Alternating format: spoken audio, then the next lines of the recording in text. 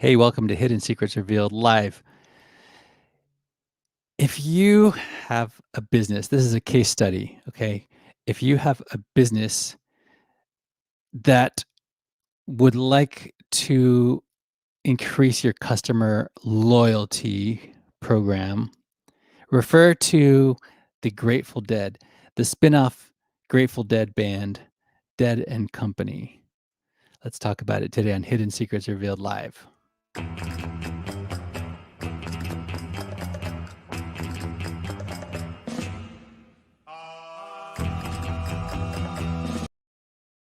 The idea is simple. Every day, Monday through Friday, I go live for about 10 minutes. We usually discuss digital marketing because that's what I do for a day job. I'm the founder of Safe New Media. You can join my cult at safenewmedia.com/XOXO. If you do, all your wildest dreams will come true. Go to safenewmedia.com/XOXO. I have friends watching behind the scenes here on Instagram at Safe New Media. Instagram at Safe New Media. If you're on that Instagram page, the link in the bio is for business owners and decision makers only. So if that's not you, you won't be interested. All right, so I'm just gonna talk about this because I love music, and I think we kind of underestimate how much how much goes into marketing music and how it translates to other things. So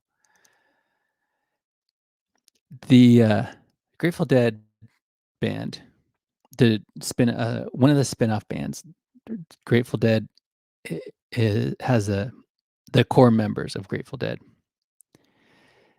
are in this band called Dead and Company. This is a jam band. This is music that has a very, very loyal, dedicated fan base.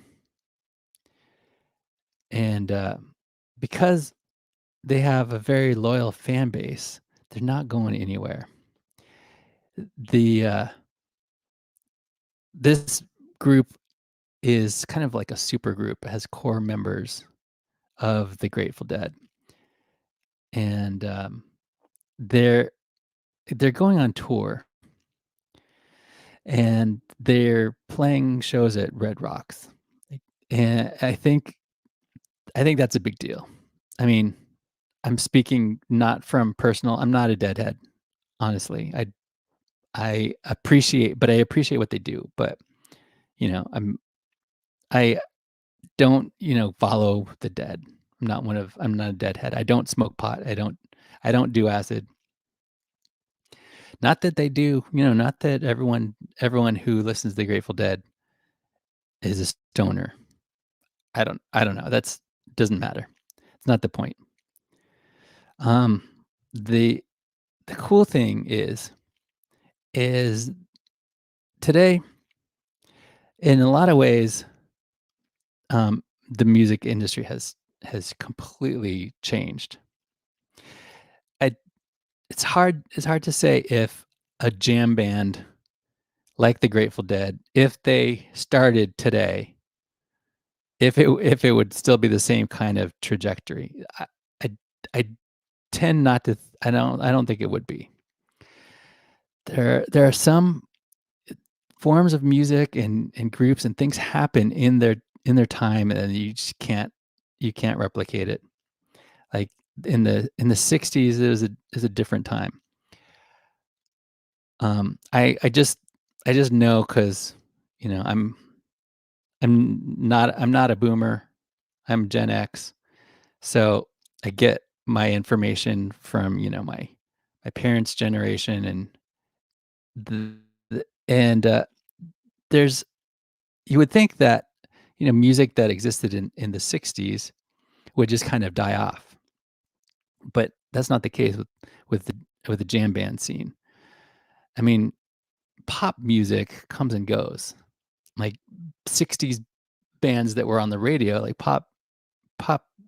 music mainly has a place in time, and like it doesn't really, no one really carries on the tradition in the same way. Not like not like the Grateful Dead. This is, I don't know if you've noticed, but they uh, should be a case study in branding and marketing. Hear me out. Did I do the intro? Just I think I just started talking, and I have to make this official so you guys know we're about to start the show, okay? And now it starts, and so it begins.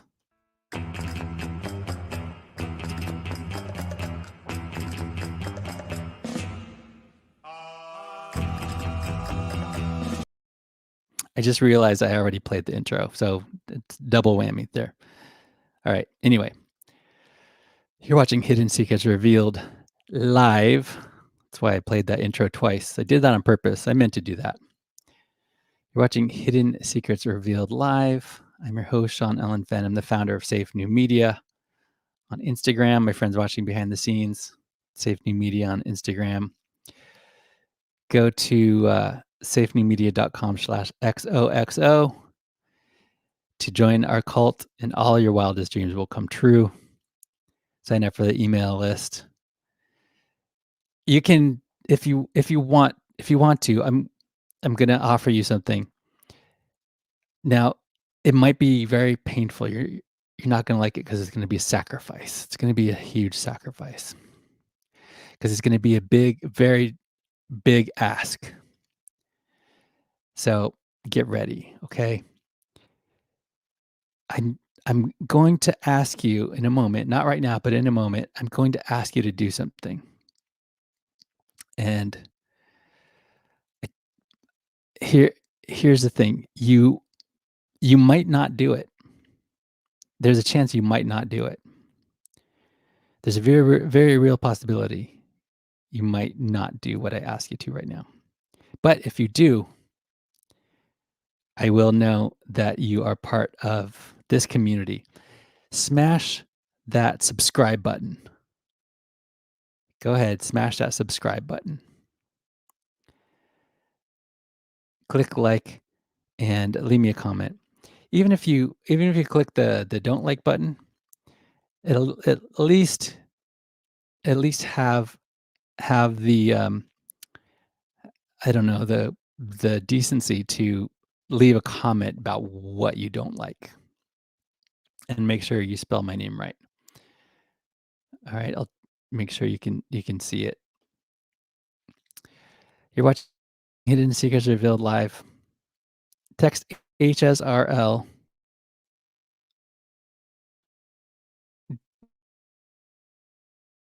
Then it's not going to work. Text HSRL. That stands for Hidden Secrets Revealed live to 917-231-9054. If you do text those letters, I will know where it's coming from and I will respond to you. But if you don't do that, I will ignore you. Okay. So let's go on with our talk about look at the branding. I mean, you've seen this before. What I'm going to show you've seen before. But before I show you, think of it in terms of what brands do, like Starbucks and McDonald's and brands have you heard of.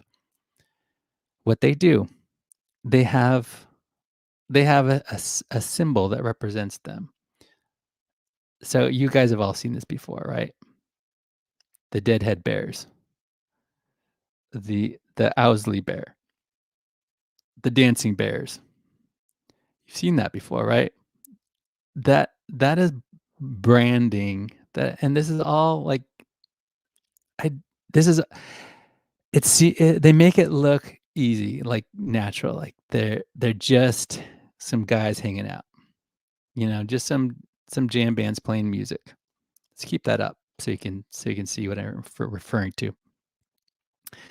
But it seems natural and it seems casual, like, they don't care, it's just music, but it's a business, and here's why we can here's what we could take away from it, is make it look so natural that a couple things, I'm gonna show you a couple things that will keep help you build a fan your audience is your synonymous with your fans, your audience, your fans, your customers. Your customers should be your fans. If they're not, then you're not doing anything interesting. If you have a product or service and you don't have diehard fans, this is a hard truth because like it's the same for me. Like if I don't have diehard fans, I'm not getting it right. And so I'm always working to get it right. So, this is not criticism. This is just pointing out how actually the hidden there's another hidden secret of the universe, the genius of the Grateful Dead and their spin-off bands are in the tradition of the Grateful Dead. So, there's a couple things though. I'm I'm a little over time, so I'm gonna wrap it up in a minute. But a couple of things that they do really well is they let me backtrack a little bit. The Grateful Dead were probably the one of the smartest bands of their time. They somehow were able to keep ownership of their masters and their publishing. Not only do they keep the masters, they this is what makes them an actual very successful band. And today the the spin-off bands like Dead and Company are also doing something very interesting. And this is the what ke- this is how it should be. Let me put it that way because um it's easy to give up on music because you're not making any money. You have to have a fan base first, of course. You have to get that fan base and you have to make quality music. So like it's not easy. It's very difficult. But once you get that fan base, you have to think like you have to kind of think like a corporation. Own the masters. Own the masters, own the publishing rights, own the IP, the intellectual property. The Grateful Dead had Hal Kant was his name. He was an entertainment lawyer, and he was their guy, and he worked out all their deals. They kept their IP, they kept their merchandising rights, they kept their like I said, their master recordings. And if you don't know this, one of the reasons why like Deadheads are so loyal is because and they're such dedicated fans, the Dead let them tape the shows. Who does that? Like record I don't know, people are especially in today's age. This is why I don't think the Grateful Dead, if a jam band came out like them today, I don't think it would have the same it would not be the same thing. There's no way because of all like the copyright infringement. A lot's changing though, like I said, because I mean, now that streaming is the way that we consume music, now, bands want to get their want people to play their music and to use it in their social content and stuff. So there's a parallel there. Like you should want your fans to be playing your music. But the Grateful Dead let their fans tape their shows. They made bootleg tapes, but they were allowed authorized bootlegs, I guess. I don't know. Tapes. So that was one cool thing. Um, the other way to be a very successful musician is like Dead and Company is you're remember what you're actually selling. And I'm sure I don't know if they think this thought process, but this is my analysis or like my perspective on it. So Could be wrong, I don't know. But what they're providing, because in order to, it's an exchange. In order to make a living, you're exchanging something. You're giving someone something of value, and they're exchanging that. They're using money for that exchange. Anyway, not to get into that right now, but they're creating an experience. So Dead and Company, when they're not touring, they have an all-inclusive vacation experience that they do in the Caribbean called Playing in the Sand, and that's their, like, main thing. They do these all, inclusive concert experiences. So, these guys are working musicians. I don't know if how much it was probably affected like everyone was, the past events, but the cool thing is that they they provide this experience to their fans, and they sell out shows. Like, they're never worried about, are they gonna sell out the show? They're never, because they have these loyal fans, and they always sell out shows. And this is generations long, since the '60s, then, the Grateful Dead, and then the spin-off bands. They're a very loyal that's what we want, these very loyal raving fans. And you do that by creating an experience and owning your IP. I mean, that's kind of that's not all there is to it, but that's the basic elements. Like, if you want something to take away, is own your IP, own your masters, and create an experience for your fans, for your audience. Um, they During their shows, I think they have premium tickets that give them extra value. Like, I don't know. You guys tell me. Have you ever been to their show? I have friends that are into it. I've never been to a Dead or a Fish concert or whatever, uh, but I love music, and I love that they're doing it. All right, I've gone longer over time than I usually do today, but I I don't have not really promoting anything right now. Not today, not right now, not this very minute, except to if you go to safenewmedia.com/xoxo, there's a link to my music as an artist on Spotify, and give me your email address. Let me know. I want to hear from you guys.